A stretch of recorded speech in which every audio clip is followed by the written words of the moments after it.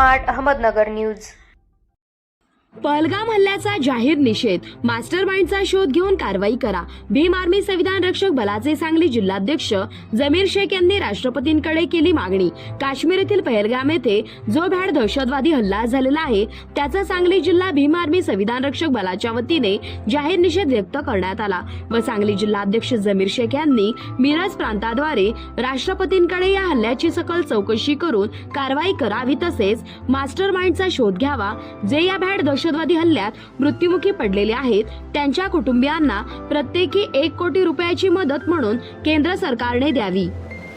काश्मीर येथे पहलगाम येथे जे आतंकवादी हल्ला झालेला आहे त्याचा सर्वप्रथम आम्ही भीम आर्मी संविधान रक्षक बलाच्या वतीनं निषेध करतो।